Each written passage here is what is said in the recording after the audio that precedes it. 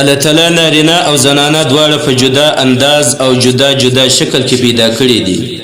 په دواړو کې په مختلفو طریقو سره امتیاز پیدا کړي دي.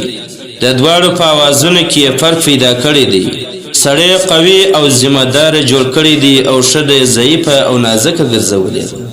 د ټولو نه غټ فرق یې دا مقرر کړی دی چې سړی د پاره ژیره زینت او ښایست ګرځولې ده او د زنانو د پاره د سر بیشتان زینت او ښایست ګرځولې چې زنانه د سر په بیشتانو باندې ښایسته وي او نارینه د ژیره باندې ښایسته معلومیږي.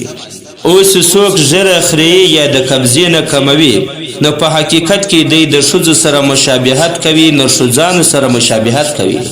حالانکه د ښځو سره مشابهت کوونکي او د نرښځانو سره مشابهت کوونکي باندې په حدیثو کې لعنت راغلی دی. د بخاري شریف حدیث دی حضرت عبدالله بن عباس رضی الله تعالی عنہ فرمایي لعن رسول الله صلی الله علیه وسلم المتشبهین من الرجال بالنساء والمتشبهات من النساء بالرجال.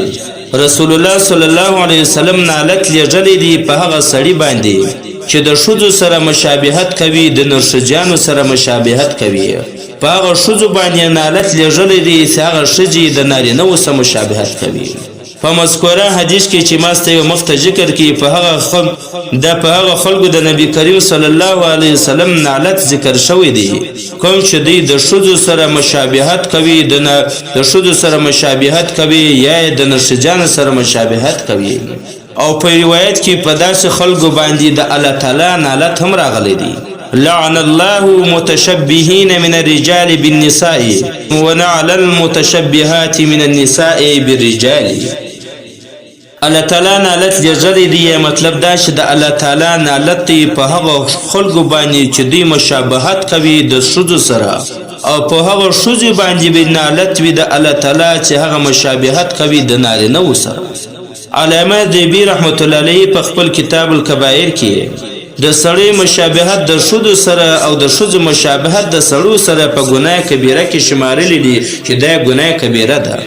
که چېرته د مسلمان په زړه کې څه ناڅه ایمان او غیرت موجود وي او هغه د نبی اکرم صلی الله علیه وسلم په دې حدیث باندې سوچ وکړي په کوم کې چې د هجړاګانو سره، د نرښځانو سره او د ښځو سره ځان مشابه کوونکو خلکو باندې لعنت راغلی دی، نو هغه به هیڅکله د ژیرې خریلو د عظیمه ګناه او ونه کړي او په کومه چې انسان په دنیا او آخرت په دواړو کې د الله او د رسول د لعنت مستحق ګرځي، په دغه باندې به بیا هیڅکله دغه سړی چې دا حدیث واوري هیڅکله به بیا دغه عظیمه ګناه قبول نه کړي او هیڅکله به بیا ژیره نه کمه کړي او نه به یې وخوري.